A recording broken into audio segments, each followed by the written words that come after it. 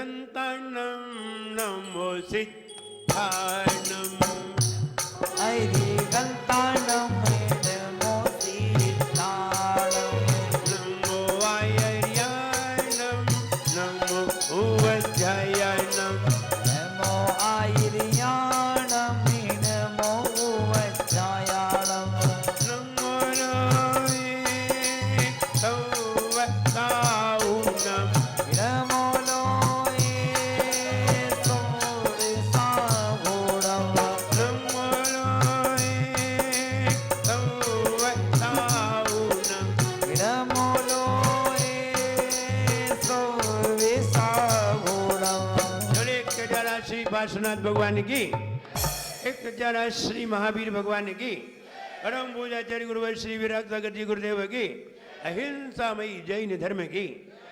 बोलिए परम पूज्य उच्चारणाचार्य विनम्र सागर जी महाराज की, समस्त आचार्य संघ की। एक जिनेन्द्र भगवान की आराधना है, जिस आराधना के बल पर हम इतना भी पुण्य कमा सकते हैं कि हो सकता है कि हमें चक्रवर्ती पद भी प्राप्त हो जाए। उस पुण्य में इतना सारा पुण्य है, अतिशय पुण्य भी है।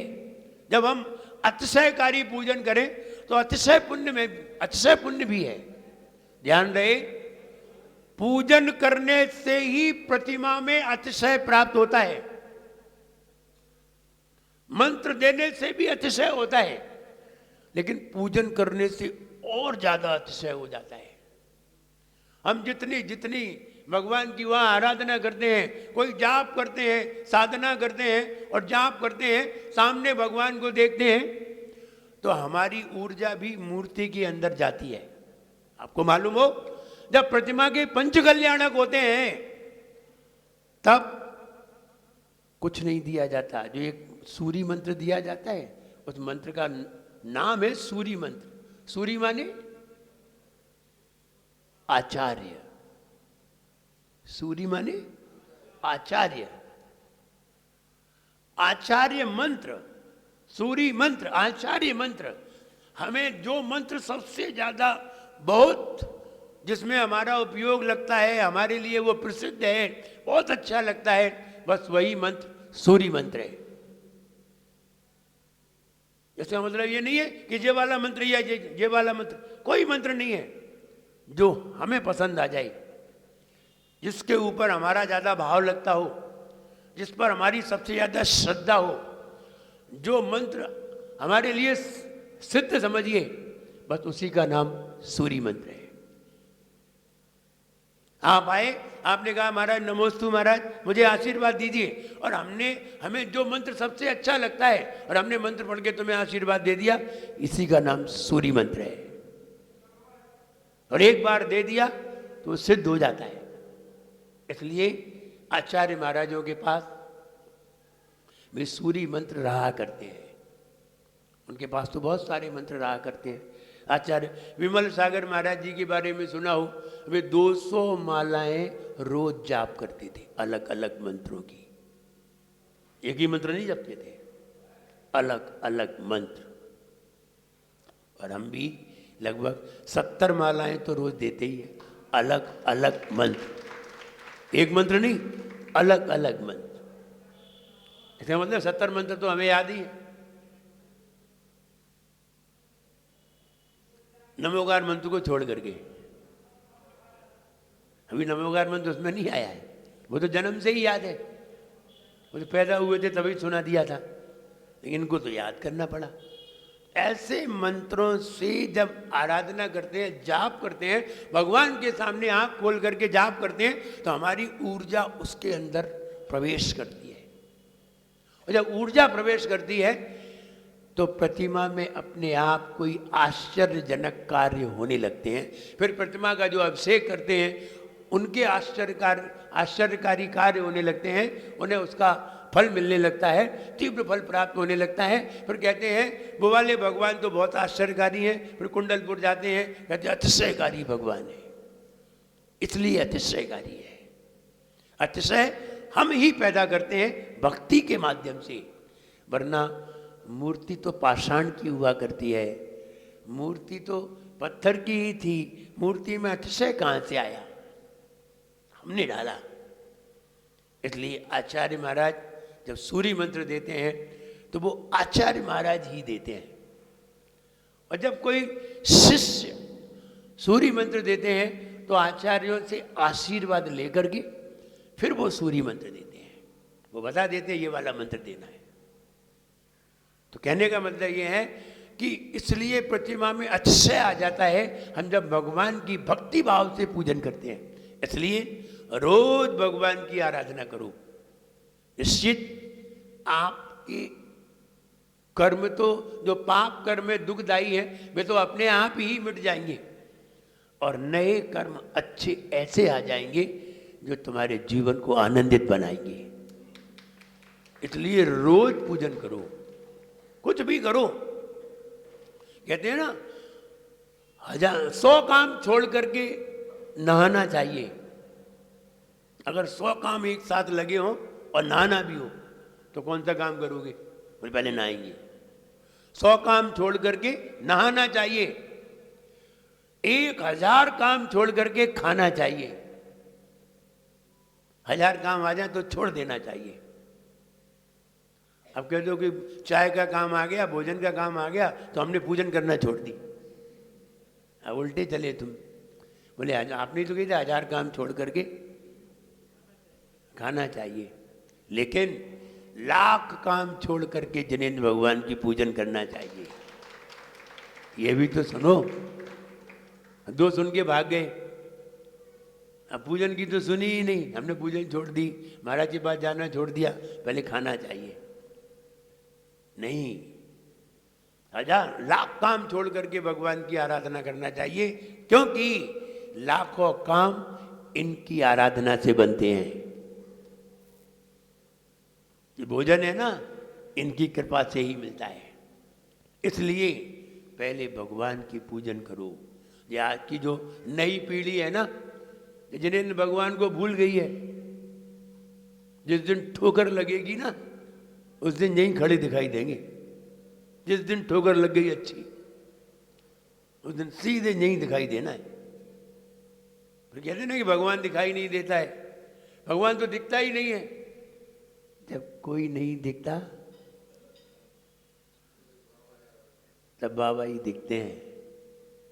अब कहते हैं भगवान, पीड़ा होती है हे भगवान। इसलिए कभी कभी ऐसा भी कथन आता है कि व्यक्ति को गरीब होना चाहिए, क्योंकि गरीबी में जितना भगवान का नाम लिया जाता है उतना अमीरी में नहीं लिया जाता। गरीब होना चाहिए, पग पग पे भगवान का नाम ले। कहते भले ही है कि मो गरीब की विनती सुन ली जो भगवान, कहते रहते हैं, लेकिन है नहीं। इसलिए भगवान की आराधना करना चाहिए।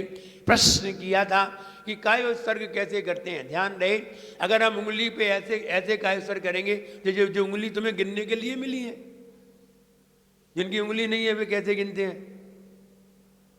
कैसे गिनते हैं? जिनकी उंगली नहीं है वे कैसे गिनते हैं? ये उंगली तुम्हें गिनने के लिए मिली कि पकड़ने के लिए?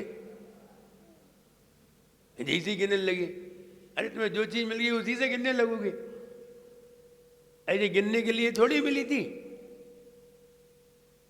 लेकिन व्यक्ति ऐसी व्याख्या करने लगते हैं कि कहां से 9 बार नमोकार मंत्र गिने, तो कहां से गिने? बोले यहां से गिनो। क्यों भाई, यहां से क्यों गिने? कि बोले ओम बनता है। कैसे ओम बनता है?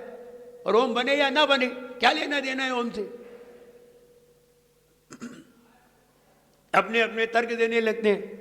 आचार्य कुंद कुंद भगवान कहते हैं नमोकार मंत्र पढ़ते समय, कायोत्सर्ग करते समय गिनना नहीं चाहिए, उंगलियों से नहीं गिनना चाहिए।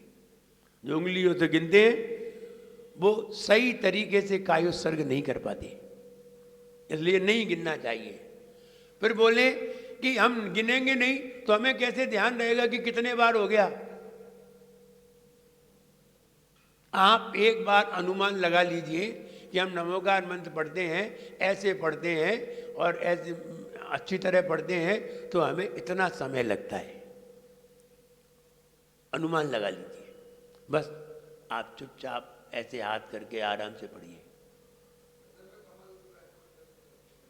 आप कमल विराजमान इतनी जल्दी नहीं कर पाओगे, उसके लिए तो ध्यान करने की जरूरत पड़ती है। तो अपने बस आंखों में ही स्मरण रहना चाहिए, और अपना सब स्मरण रहता है, कोई ज़्यादा थोड़ी है। और तुम्हें ध्यान रहे न रहे कोई फर्क नहीं पड़ता, तुम तो अपने आप में स्थिर होना सीखिए। फिर ये नहीं है कि इधर देखो और मुंडी हिलाओ और हाथ हिलाओ और पाँव हिलाओ, उंगली हिलाओ, नहीं नहीं। कायोत्सर्ग, सही कायोत्सर्ग वही है, काय और उत्सर्ग। उत्सर्ग माने है छोड़ना, काय माने शरीर। शरीर से सभी प्रकार के ममत्व को छोड़ना ही कायोत्सर्ग है। फिर भी व्यवहार से हम 9 बार नमोकार मंत्र को कायोत्सर्ग समझते हैं। ऐसा कि नहीं, आचार्यों ने ऐसी पद्धति को चलाया कि श्रावक लोग हैं कायोत्सर्ग नहीं समझते, स्थिर नहीं हो पाते, तो क्या करें, इधर उधर देखने लगते हैं, बोले 9 बार नमोकार मंत्र पढ़ो। तो ये व्यवहार की प्रक्रिया है। सही प्रक्रिया तो यही है कि काय से ममत्व को छोड़ना ही कायोत्सर्ग है। फिर कैसे पढ़ना चाहिए, यूं करके हाथ बैठ जाइए, अपने आप 9 बार स्मरण में आ जाएगा। ऐसे करोगे तो देर लगेगी, और ऐसे करोगे तो जरा जल्दी हो जाएगा, क्योंकि ऐसे करोगे तो ध्यान रखना पड़ेगा, उपयोग ज़्यादा लगेगा, और ऐसे करोगे तो जल्दी हो जाएगा। माला फेरो, माला लेकर के फेरो, जल्दी हो जाएगी। इससे फेरो, देर लगेगी, और बिना उंगली को फेरते हुए फेरो, बहुत देर लगेगी। बस यही अंतर है, क्योंकि उसमें उपयोग ज़्यादा लगाना पड़ेगा। इसलिए कायोत्सर्ग करते समय गिनना नहीं चाहिए, गिनना नहीं चाहिए। जैसे कि भगवान को नमोस्तु करते समय हाथ कैसे होना चाहिए, बिल्कुल ऐसे होना चाहिए। अब कहीं किसी ने ऐसे कर लिए, किसी ने अंगूठा पे अंगूठा ऐसा चढ़ा लिया, नहीं। कोई ऐसे लगाए हैं, माथे पर लगा रहे हैं, अंगूठा लगा रहे हैं, नहीं, ये सब दोषी है। इसलिए नमोस्तु करते समय ये हाथ ऐसे नहीं लगाना चाहिए, और नमोस्तु करते समय हमारे ये हाथ ऐसे नहीं होना चाहिए, ऐसे नहीं होना चाहिए, नहीं होना चाहिए।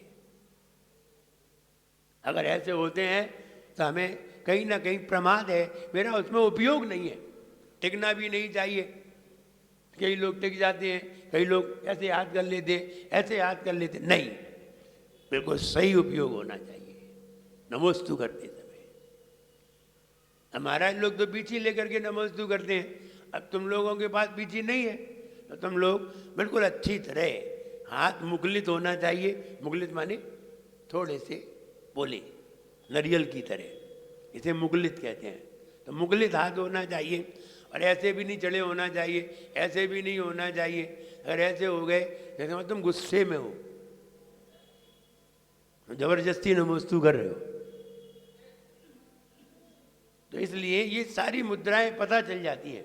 इसलिए कायोत्सर्ग करते समय बिल्कुल शांत बैठ करके, गिनना भी नहीं चाहिए, और 9 बार नमोकार मंत्र में जितना समय लगता है उतने समय के लिए शांत बैठ जाना चाहिए। इसी का नाम कायोत्सर्ग है। दूसरा प्रश्न किया था, और आपने प्रश्न किया था कि द्रव्य को छू लेते हैं तो वो लोग कहते हैं जी अशुद्ध हो गए। देखिए, इसका मतलब ये है, द्रव्य को छूने से अशुद्धता नहीं बन रही है। बात समझिए, अशुद्धता किससे बन रही है? यदि हमने किसी चीज को त्याग कर दिया तो इसका मतलब है हमने उसका दान कर दिया। दान कर दिया या त्याग कर दिया। हमने जिस चीज को छोड़ दिया, त्याग कर दिया, उसी चीज को अगर हमने धर्म के क्षेत्र में छोड़ा है तो छोड़ते ही वो वस्तु निर्माल्य हो गई। देखिए, माल, माल माने वस्तु। कहते इन पे बहुत माल है। तो माल माने वस्तु, और निर प्रत्यय लग गया, निरुपसर्ग लग गया, तो निर माने होता है छोड़ना। यण प्रत्यय लगा तो निर्माल्य बना। आधा अकार का लोप हो जाता है तो माल में से अकार का लोप होकर के आधा ला रह गया और यण प्रत्यय मिल गया। तो यण प्रत्यय मिला माने मन वचन काय, उपयोग पूर्वक, मन वचन काय पूर्वक माल वस्तु, निर छोड़ना। मन वचन काय से हमने वस्तु का त्याग कर दिया। अब वो वस्तु हमारे लिए क्या हो गई? निर्माल्य। पहले थी माल, पहले तुम्हारे हाथ में थी तब क्या थी? माल। फिर तुमने मन वचन काय से मन वचन काय लगाया उसमें, तो यण प्रत्यय लग गया तो माल्य हो गई। फिर तुमने उसे छोड़ी तो निर्माल्य हो गई। आ रही समझ में? माल से क्या बना? निर्माल्य। छोड़ी हुई वस्तु को निर्माल्य कहती है। अब तुमने उसी वस्तु को फिर छू लिया, उठा लिया, तो कहते हैं वो वस्तु कैसी हो गई? निर्माल्य हो गई। निर्माल्य वस्तु को छूना भी नहीं चाहिए, उठाने का भाव नहीं आना चाहिए। अब वो वस्तु तुमने त्याग कर दी है, अब तुम्हारा कहीं उससे हाथ लग गया तो तुम्हें ये बताया गया कि वो निर्माल्य हो गई, इसलिए तुम्हारा हाथ लगने पर उसे धो लीजिए। अब वस्तु कोई छोट की नहीं हो गई, वस्तु कोई अशुद्ध नहीं हो गई। तुमने थाली में ही चढ़ाई है, अशुद्ध नहीं हो गई। अब तुम्हारे लिए अशुद्ध है, लेकिन माली के लिए अशुद्ध नहीं है। माली उसे ले जाएगा और ले जाएगा अपना, उसे जो कुछ उपयोग करना है करेगा, उसके लिए निर्माल्य नहीं है, उसके लिए श्रम है। वो अपना श्रम करके उसे लेता है, ग्रहण करता है। कई लोग कहते हैं कि महाराज वो बादाम वगैरह ले जाते हैं और नारियल के गोला ले जाते हैं और बाजार में फिर बेच आते हैं, फिर अपन वही खरीद के फिर लाते हैं तो चढ़ी हुई द्रव्य चढ़ाते हैं। नहीं, ये चढ़ी हुई द्रव्य नहीं है। चढ़ी हुई द्रव्य उसे कहते हैं कि किसी ने चढ़ाई और तुमने उसे उठा ली और फिर तुमने चढ़ा दी, वो चढ़ी हुई द्रव्य कहलाती है। लेकिन माली तो बेचेगा ही, माली क्या करेगा? खाएगा क्या? तुमने नारियल चढ़ाए, विधान किया, नारियल चढ़ाए, 500 नारियल चढ़ाए, 2000 नारियल चढ़ाए शिष्ट जगह विधान में, अब वो क्या करेगा? बाजार में बेचेगा। फिर तुम खरीद के लाओगे तो क्या उस पर लिखा है ये तुमने चढ़ा दिया था? नहीं लिखा था, लेकिन तुम तो खरीद के लाए थे, इसलिए वो तुम खरीद करके लाए हो, इसलिए तुम्हारी नजर में वो निर्माल्य नहीं है। निर्माल्य तो तब होता कि तुम चढ़ाते और उठा के फिर चढ़ा देते, तो निर्माल्य हो जाता। कई लोग ऐसे तर्क देते हैं कि वो एक बार हमने दीपक जला लिया और दीपक जला करके आरती कर ली, आरती कर करके रख दिया, फिर हमने मोहांधकार बनाना है, फिर आया, फिर हमने उसे उठा लिया, तो निर्माल्य नहीं हो गया? नहीं हुआ। कहता कौन है कि निर्माल्य हो गया? आपने 7:01 पर देव सात गुरु की पूजन की अथवा आरती की और आरती करके वो दीपक वहां रख दिया, जलता हुआ है। 7:25 पर तुमने देव सात गुरु पे मोहांधकार बना सुनाई, दीपम चढ़ाया। 8:10 पर तुमने 24वीं पूजा में मोहांधकार बना सुनाई, दीपम चढ़ाया। अब बताइए, घी अलग अलग था कि वही था? घी अलग अलग जल रहा था कि वही था?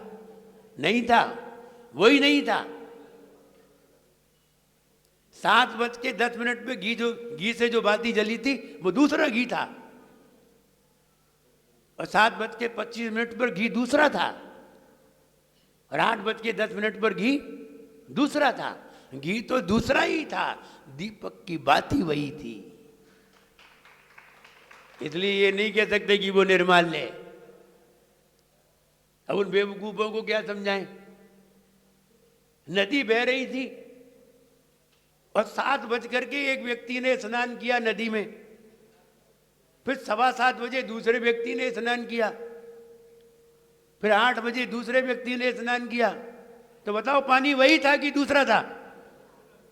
आप समझ में आ गई? पानी वही नहीं था, नदी वही थी, पानी दूसरा था। अब तो नहीं, वो तो निर्मल हो गया, हमने नालिया पानी खराब हो गया। पानी खराब नहीं हुआ, क्योंकि बहती हुई नदी है। ऐसे ही जलता हुआ घी है, वो वाला घी है ही नहीं, ना वो दीपक निर्मल होता है। तो लोगों की नहीं आती समझ में, अपने अपने तर्क देने लगते हैं, होशियारी दिखाने लगते हैं, लेकिन बाद में समझ में आता है कि वही है। इसलिए वो द्रव्य जो तुमने चढ़ाई है वो निर्माल्य हो गई। निर्माल्य होने के कारण हमारा यदि हाथ स्पर्श हो जाता है तो हम धो लेते हैं। ये परंपरा है और कुछ नहीं है। इसका शास्त्रों में कहीं उल्लेख नहीं है। ये परंपरा है कि हमने उसे ही छोड़ा है और उसे ही ग्रहण कर लिया। छोड़ा किसी और ने, चढ़ाई किसी और ने, छुई तुमने, तो तुम्हारे लिए तो निर्माल नहीं हुई नहीं, क्योंकि तुमने तो चढ़ाई ही नहीं। निर्माल वही होती है जो हमने उसे चढ़ाया हो। श्रीफल लेकर के आए, आपने चढ़ा दिया, अब आप वही उठा लो, तो आपके लिए क्या हो गया? निर्माल। इसलिए हाथ धो लेते हैं, ये परंपरा है और कुछ नहीं है। That's all. और प्रश्न क्या था तुम्हारा तीसरा? पुष्पांजलि छिपामी बार बार क्यों करते हैं? जैसे कि अपवित्रा पवित्रो वा इति पुष्पांजलिम छिपामी, श्री विश्वो न स्वस्ति स्वस्ति श्री अजिता आदि आदि चढ़ाया, फिर पुष्पांजलिम छिपामी, स्वस्तिक क्रियासु, फिर पुष्पांजलिम छिपामी, पूजन हो गई, फिर पुष्पांजलिम छिपामी। ये बार बार पुष्पांजलि छिपामी का मतलब क्या है? इसका मतलब है एक कार्य मेरा पूरा हो चुका है, अब दूसरा कार्य करने जा रहे हैं। एक कार्य पूरा हो जाने के बाद जब अपवित्रा पवित्रो वा, इसका टाइटल क्या है? स्वस्ति। इसका टाइटल है स्वस्ति। श्रीमज्जनेन्द्र मविबंध जगत रेशम, इसका टाइटल ये है स्वस्ति मंगल। स्वस्ति क्रियासु परमर्शयोना, ये क्या है? स्वस्ति मंगल विधान। परमर्षि उपासना, प्रथम देव अरहंत, ये क्या है? ये देवता गुरु की पूजा। अब पूजा पूरी हो गई, अब आपको अर्घ्य चढ़ाना है, तो पूजा पूरी हो गई तो पुष्पांजलिम छिपामी। एक बार हमने ये वाला प्रश्न समझाया कि जब कोई कार्य पूरा हो जाता है तो पुष्पांजलि छिपामी बोला जाता है और पुष्प क्षेपण किए जाते हैं। बच्चे ने बड़ी ध्यान से सुन लिया। एक 4 साल की बच्ची थी, बड़ा ध्यान से सुन लिया उसने। अब तो वो घर पहुंची और उसका होमवर्क पूरा हुआ, उसने काम पूरा किया, पर पुष्पांजलिम छिपामी। अरे सारे काम में वो पुष्पांजलिम छिपामी बोलती रहती। वो खाना खा लिया पूरा, और खाना खा के जब हाथ धोए बोले पुष्पांजलिम छिपामी। तो उसकी मम्मी परेशान हो गई, बोली ये क्या रट आई। और मंदिर में माँ पूजन शिविर में बैठी थी, तो देख रही थी पूजन। जो हमने कोई भी कार्य पूरा हो तो पुष्पांजलि से उसकी पूर्ति समझते हैं। फिर आप चाहे देवता गुरु की पूजा करो, 24 पूजा करो, फिर अंत में क्या बोलोगे? इति आशीर्वाद पुष्पांजलि।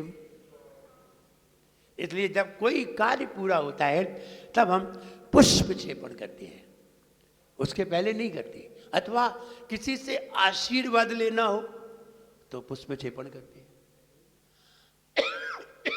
जैसे नित्या प्रकंपाद बुद्ध के वैलौहा फूरन मना परिय शुद्ध बोधा दिव्यावधिक ज्ञान बल प्रबोधा स्वस्ति क्रियासु परमर्शयो न। अब हमने यहाँ स्वस्ति माने कल्याण, आशीर्वाद। स्वस्तिक क्रियासु करिए, मेरा कल्याण करिए, मुझे आशीर्वाद दीजिए। स्वस्तिक क्रियासु परम ऋषियो, जो परम ऋषि है, सबसे ताकतवर, सबसे उच्च कोटि के मुनि महाराज हैं, उन मुनि महाराज के लिए कहा है, हम जैसे के लिए नहीं। ये तो छोटे मोटे हैं ना, ऐसे नहीं। हाई पावर मुनि महाराज जिनको रिद्धियां प्राप्त है, जो विदेश क्षेत्र में विराजमान हैं, रिद्धियां जिन्हें प्राप्त हैं, छोटे से छोटे हो जाएं, बड़े से बड़े हो जाएं, ताकत पूरे विश्व के लोगों के मन की बात को जानने वाले ऐसे बात। नित्य प्रकंपाद्भुत के वैलौगा, नित्य अकम, नित्य प्रकम, नित्य अकम, हिलने वाले नहीं है दुनिया से, चाहे कितना उपसर्ग आ जाए। नित्य प्रकंपाद्भुत, अद्भुत, केवलौघा, केवल ज्ञान जिन्हें प्राप्त है। स्फुरन मना पर्याय ज्ञान, शुद्ध बोधा, शुद्ध मना पर्याय शुद्ध बोधा माने ज्ञान जिन्हें प्राप्त है। दिव्यावधि, दिव्य अवधि ज्ञान जिन्हें प्राप्त है। दिव्यावधि ज्ञान बल प्रबोधा, ऐसा बलशाली ज्ञान, ऐसे मुनिराज, उन मुनिराज के लिए मैं पुष्प क्षेपण करता हूँ। वो स्वस्तिक क्रियासु वे हमें कल्याण प्रदान करें। स्वस्तिक क्रियासु परम ऋषियों, वे परम ऋषि न हम सबको, न माने हम सबको वे हमें आशीर्वाद प्रदान करें। हम उनके चरणों में पुष्प क्षेपण करते हैं। अब दूसरे मुनि महाराज आ गए। दूसरे कौन से है? कुष्ठस्थ धान्योपम में कबीजम संभिन्न सन श्रोत्री पदानुसारी चतुर्विधम बुद्धि बलम दधाना स्वस्ति क्रियासु परमर्शयो ना। अब कोष्ठस्थ, एक कोष्ठ की बात को जान करके पूरा ग्रंथ जान जाते हैं। कोष्ठस्थ धान्योपम मेक बीजम, बीज बुद्धि जिन्हें प्राप्त है, कोट बुद्धि जिन्हें प्राप्त है। बीज बुद्धि माने विस्तार करते हैं। एक जरा सी बात बता दो, वे पूरा विस्तार कर देंगे, घंटों उसके ऊपर प्रवचन कर देंगे। बीज बुद्धि पदानुसारी, एक पद को पढ़ करके पूरे पद का जिन्हें ज्ञान हो जाता है, वे मुनि महाराज। 112 करोड़ 83 लाख 58,000 5 पदों का एक पद पढ़ करके ज्ञान हो जाता है। पदानुसारी संभिन्न श्रोत्री, अगर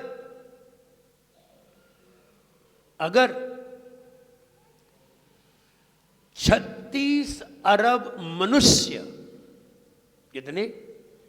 36 अरब मनुष्य मिल करके एक साथ अपनी अपनी भाषा में प्रश्न करें, अपनी अपनी भाषा में, अंग्रेजी, उर्दू, संस्कृत, प्राकृत, जितनी भी भाषाएं हैं सब अपनी अपनी भाषा में बोलें। 36 अरब मनुष्य अपनी अपनी भाषा में प्रश्न करें और वे सबके प्रश्न एक ही समय में सुने। 8:10 पर एक ही समय में सबके प्रश्न सुने और सबको अलग अलग उत्तर दें। ये बुद्धि है संभिन्न संश्रोत्री पदानुसारी। संभिन्न संश्रोत्री, सम माने सही तरीके से, भिन्न माने अलग अलग, संश्रोत्री माने सुनना। ऐसे मुनि महाराज विदेश क्षेत्र में विराजमान है। चतुर्विधम, 4 प्रकार की, बुद्धि बलम, बुद्धि के बल को दधाना, जिन मुनियों ने धारण किया है। स्वस्तिक क्रियासु परम ऋषियों, ऐसे परम ऋषि हम सभी के लिए आशीर्वाद प्रदान करें। हम उनके चरणों में पुष्प क्षेपण। अब अर्थ देखिए क्या बढ़िया अर्थ है, जिंदगी में ना सुना हो। इसलिए अम्मा घर बैठे थोड़ी सुन लोगे,